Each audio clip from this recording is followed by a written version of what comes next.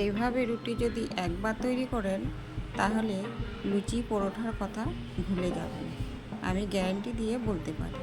আসসালামু আলাইকুম বন্ধুরা, welcome to my channel Aqsa kitchen. আজকে আপনাদের সঙ্গে শেয়ার করব আমার দিদির একটি রেসিপি। এখানে ময়দা নিয়েছি, স্বাদ মতো লবণ, সামান্য চিনি দিয়ে দিলাম। এখানে ফুটন্ত পানি নিয়েছি, ময়দার মধ্যে অল্প অল্প করে দিয়ে ময়দাটাকে একটা চামচ সাহায্যে এইভাবে মেখে নেব। এটা প্রচণ্ড গরম, সেই জন্য চামচ দিয়ে এটাকে মেখে নিতে হবে। একটু হালকা ঠান্ডা হয়ে যাওয়ার পরে আমি এটাকে হাত দিয়ে মেখে নেব। আমি এখানে হাত দিয়ে মেখে নিচ্ছি, এটা হালকা ঠান্ডা হয়েছে। এভাবে ময়দাটাকে মেখে নিতে হবে, খুব নরম করে মাখতে হবে। রুটিগুলো দুদিন ধরে নরম থাকবে। আমি একদম নরম করে মেখে নিয়েছি। এবারে এটাকে কিছুক্ষণের জন্য ঢাকা দিয়ে রেখে দেব। কিছুক্ষণ ঢাকা দেওয়ার পরে আরও একবার এটাকে খুব ভালো করে মেখে নেব। এটাকে আরও একবার খুব ভালো করে মেখে নিচ্ছি। ময়দা দিয়ে বেলা নরম হয়ে যাবে, ভয় পাওয়ার কিছু নেই। এবারে একটা কিচেন টাওয়ালের মধ্যে আমি এই বেলুন চাকিটা দিয়ে দেব।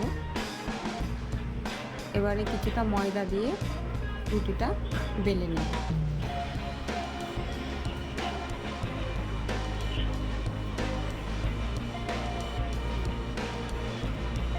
তো আমি এটাকে এইভাবে বেলে নিচ্ছি। এটা দিদি যখন তৈরি করে খাইয়েছিল তখন খুব ভালো লেগেছিল খেতে। আমি বাড়িতে এসে এটাকে তৈরি করেছিলাম।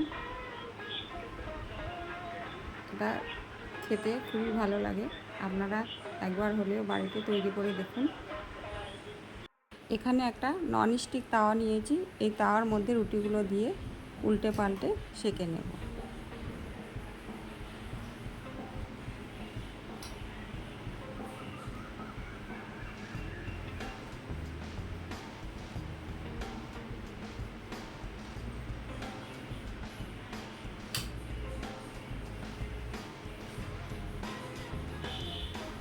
এইভাবে সমস্ত রুটিগুলো একইভাবে সেঁকে নেব।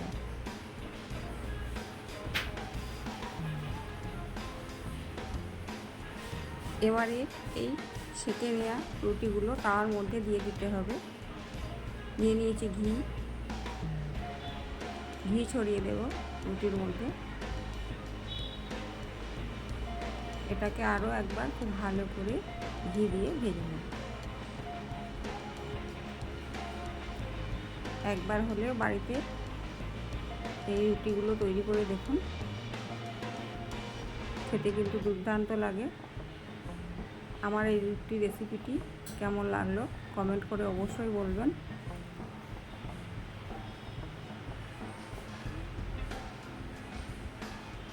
ভালো লাগলে একটা লাইক অবশ্যই করবেন।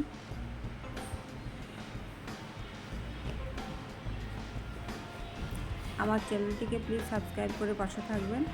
আর যারা চ্যানেলটিকে সাবস্ক্রাইব করে আমাকে এগিয়ে নিয়ে যাওয়ার জন্য আল্লাহ আপনাদের সকলকে সুস্থ রাখুন। আল্লাহ হাফিজ।